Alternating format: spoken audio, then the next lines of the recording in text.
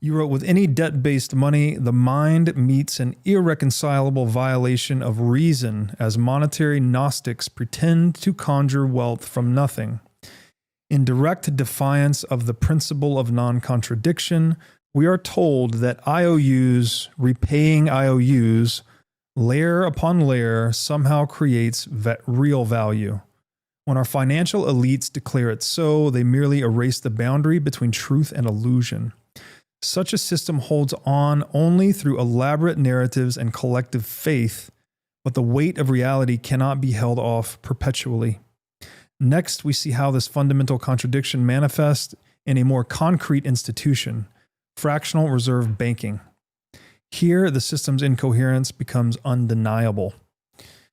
So one of my favorite things about your book so far is like, I have all these little tropes and quips I've made over the years, and they make a lot of sense to me, but then you forget like your audience isn't as mired in monetary history and philosophy as you are. So I think they just go over people's heads or fly, in one ear, out the other, however you want to say it. One of the things I've said a lot is like, fiat currency is a living lie, right? Like every time you're using it, thinking in it, dealing in it, like even if you're the best, most honest dealing person in the world, you're still participating in that lie, right? You don't know how it's affecting you. It's the water you're swimming in. The water you're swimming in is toxic somehow. And I like this line here where you said, it erases the boundary between truth and illusion, right? Again, we're back to like destroying human rationality. We can't make sense of the world. We don't know if a price going up, does that mean there's actual demand for this thing? Like this is a market opportunity, I should start a business? Or is this because the Fed printed $8 trillion and the price of houses went up, or whatever the thing is? We're literally confounded. And when human rationality breaks down because of the illusion, we are swept into the domain of physical force, right? When we can't, my favorite definition of the freedom of speech, so that our ideas and thoughts can go to battle and die so that our bodies don't have to. When we can't make sense of the world or have rational discourse with one another, well, then what's left to do other than go over here into the physical domain? And back to your earlier point, right? It's no coincidence that we see the debasement of currency leading to the debasement of morality, leading to the debasement of civilization. This is almost the primary lesson of history, yet it's one we are completely unable to learn.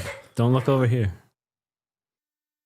What can we do? I mean, it's so, I know all roads lead to Bitcoin, but are we just, without asking a Bitcoin question, what can we do to reestablish the boundary between truth and illusion in this world that we live in? Well, you reject the lie, so every time someone passes you that dollar, you are implicitly saying something from nothing. Mm-hmm. Something from nothing. Yeah. Something from nothing. No value was created. When they just print that money, the zero marginal cost of production, no value was created, no work was done. The world is not a better place, just because they hit print. So it's just, but they're asking you to go along, to play along, to say, no, this is value because we said it so. And just at least admit, the first step, just admit that that's what's going on. Yeah. The dollar is not there's value in it, but that value is just every time they print a new dollar, it's getting siphoned out until nothing is left. Like that's how you get the Zimbabwe, like millions of dollar value meal. It's like, in a certain way, if like a politician came up and they said, hey, our goal is to make everybody a millionaire. It's like, well, we are well on our way to doing that. Where eventually that $1 million will buy a loaf of bread. Yes. And who wants to be a millionaire in that world? Nobody. That's right. That's part of the illusion, actually. These labels, right? Millionaire, billionaire. It's like, that's what everyone wants to be. Nominal gains. Yeah. But the culmination, to use Zimbabwe as an example, it's like they have the $1 trillion Zimbabwe note, right? Oh, there's trillionaires everywhere. Wait, why is everyone starving and in poverty and eating their pets and like all this crazy shit? Like, well, they're all trillionaires. How much value was put into that dollar? Like that's the only question. We don't, real terms are the only thing that matter. Yes. You know? Like, I don't know. Reality like is real. Real Yes. terms, reality. Like everything's going back to, I'm trying to ground. I tried to ground my entire understanding of economics in reality with hylomorphic answers. And it's just like, to like, I guess this might be our good on-ramp to Bitcoin, but I didn't come to Bitcoin because I knew a whole bunch about Bitcoin. I learned about our monetary system. I learned about the immoral hole that it punched through everyone's heart. And I said, oh, what do we do? And to your point, like, what can you do about it? Well, I started to reject, say, yes, there's a huge immoral hole in this monetary system. I will not defend it. I'm going to call it what it is. It's literally enslaving us all. And that's when you see Bitcoin as the solution. Like if someone says, hey, do you know about Bitcoin? It's like, well, if you don't know the problem that it's literally engineered to solve, you're not going to get it. That's right. You're not going to get it. You have to know what the problem is you're trying to solve for to understand what it's like. It's a tool. Yes. You know? Yeah, no, it's an excellent point. And, you know, like, I don't know if I said it to you offline or online, but like, that's the reason this is called the What is Money show. We're rebranding to WEM podcast, but for a number of reasons, but that's how it started. And it's for that very reason, right? That to awaken people to the reality of the problem, right? Because to talk about the solution without being awakened to the reality of the problem is kind of pointless, right? And it's not something you can really just, well, it's a big problem, right? People flirt with the number of, you need to study Bitcoin and the nature of money for like 100 hours before you even start your journey. You know, that's like the prerequisite proof of work to even get to the point where you can start going deeper. And then by 1,000 hours, you're like really in there. And I think those numbers, I mean, it sounds hyperbolic perhaps, but I think they're actually pretty accurate. Like you can't get this stuff in an hour. I mean, most people, of course, everyone's different. You said you got the morality point pretty quickly. Well, so this, I would say this, like, yeah, it can take you, if you have 1,000 hours learning about Bitcoin and you're coming from this economic investment type of finance lens, in 1,000 hours, you will understand why it's morally good. But my point and why I wrote the book the way I did, you're already there.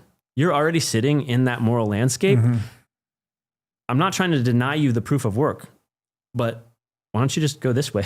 You know, like you can save yourself 1,000 hours of trying to understand the complex economics and this, that, and the other.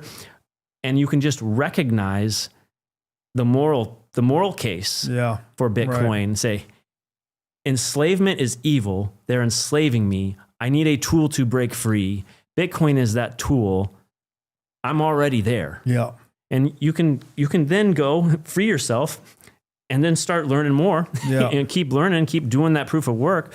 But you don't have to, there's not only one way to get to Bitcoin. Sure. You know, I've seen like the different, personality types of the Bitcoiners. And it's like, oh, there's these two personality types. That's all the Bitcoiners. And it's like, well, Bitcoin's for everybody. Yeah. Right. So right now, the way we go about orange pilling people, the way we go about advocating for why Bitcoin is good, well, it's serving one demographic. Yeah. And you talk about market dynamics and this, like, okay, well, someone needs to service all the rest of the people, because it doesn't do me any good just to stack some sats and say like, I'm good.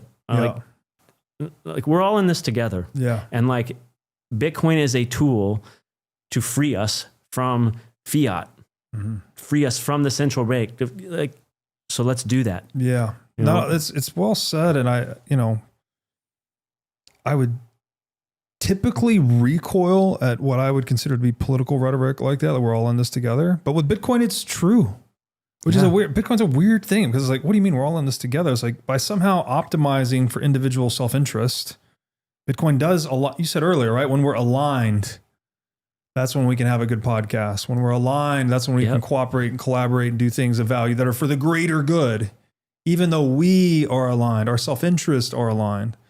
So Bitcoin's this very interesting entity that almost perfectly aligns individual self-interest and actually, in doing so, actually generates the greater good. Yeah. I mean, I say we're all in this together because that's just my acknowledgement of the social aspect of humanity. Yes, Like this is a whole other philosophical kind of like thing, and I'll just briefly touch on it. But the idea of an individual is incoherent if not within that intersubjective umbrella. Right. Without that Persons. Context of social connection, you don't have an individual. And the silly example of this is like, well, what human being begot themselves? Yeah, that's right. You know, so even at that most fundamental, you do not exist if not for others. Yeah.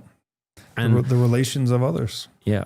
So I'm just acknowledging that we are in this reality together. You know, we're in this together. We exist in reality together. Yes. And I will act accordingly. Yes. No, beautifully said.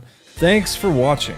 If you enjoyed this episode, click here to find more just like it, and here to find our most recent episode. Also, make sure to like this video to help shine light on the corruption of money, and be sure to subscribe to this channel to stay connected.